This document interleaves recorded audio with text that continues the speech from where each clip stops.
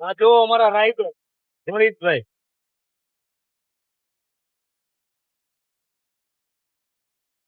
આખી સ્કૂટર લઈને નીકળ્યા છે. કોઈ કે બોલો હવે આનો કેવો સરસ મજાનો નજારો છે.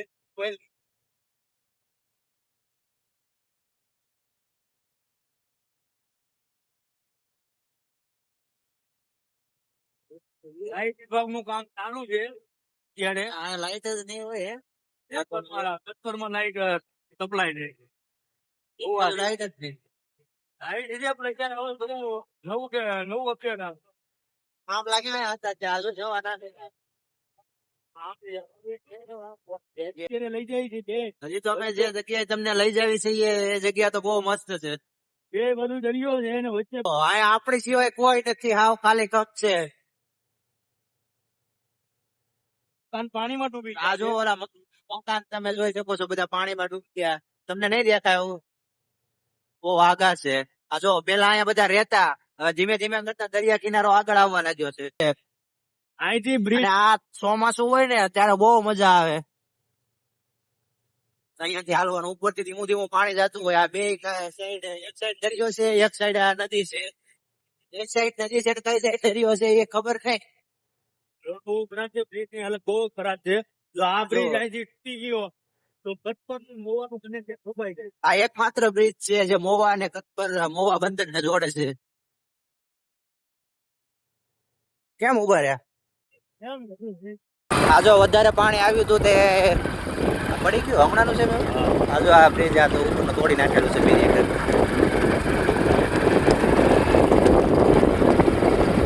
અત્યારે તો સારું છે આ પાણી નીચે છે. બાકી ચોમાસામાં તો બંધ હોય. મોસ્ટ ઓફ બંધ હોય ને ચોમાસામાં તો એ પછી લોકો રહી ક્યાંથી આવતા હશે? તો અહીંયા ગામમાં રહેતા હોય ચોમાસામાં એ ક્યાં જતા? ક્યાં રહેવાનું? હા જો અહીંયા એક ગામ છે જે એ ગામમાં રહેતા હોય અને ચોમાસા માટે આ રસ્તો બંધ થઈ જાય. એકમાત્ર રસ્તો છે એટલે આવવું હોય તો બોટથી અવર જવર કરી શકે. બાકી ટાપુ જેવું થઈ જાય છે આઇસલેન્ડ.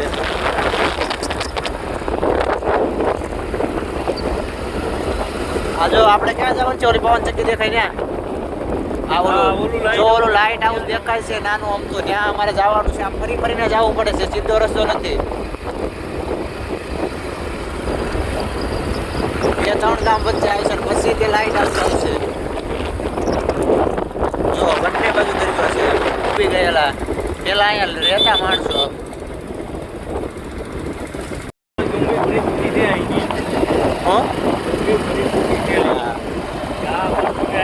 મોવાની સુવિધા મળવી બહુ ડિફિકલ્ટ છે. જ્યારે દરિયામાં હોય અને ત્યાં લઈ જાઓ પોલીસ. ક્યાંથી આપણે જવાનું છે? મહુવા બંદર જવા દે ત્યાં બોર્ડમાં આમ જવાનું છે. લાઇટ હાઉસ ભાઈ અહીંયાથી જવાનું છે. અમારે અત્યારે એકચ્યુઅલી લાઇટ હાઉસ જવાનું છે. પછી આ બધા વિલેજ આ બધા વિઝિટ કરવાના છે.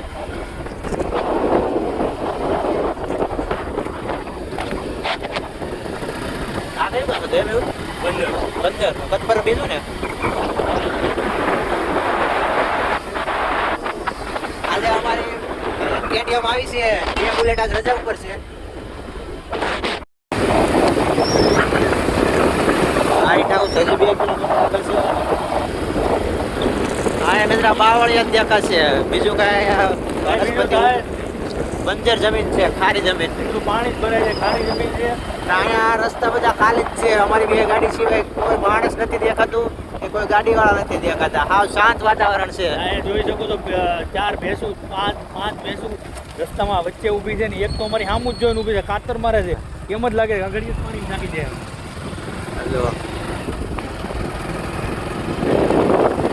હજી આગળ જાઉં છું ત્યાં બહુ મસ્ત લોકેશન છે. વિડીયોમાં બનાવ્યો.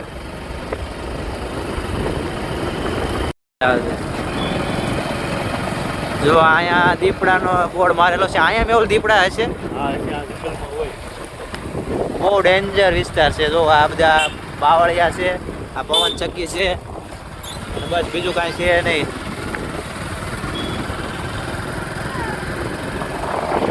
ફાઇનલી અમે પહોંચી ગયા છે લાઇટ હાઉસ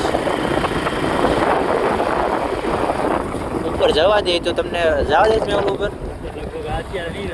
કેમ અંદર જવા દે?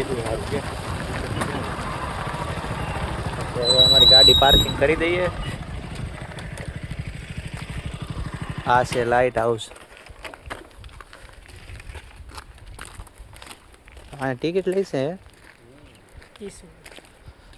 આ જો આ શું લખે જ્યાં ત્યાં થૂકવું નહીં, થૂકવાની મનાય છે. પછી પ્રવેશ ટિકિટ 10 રૂપિયા ટિકિટ છે.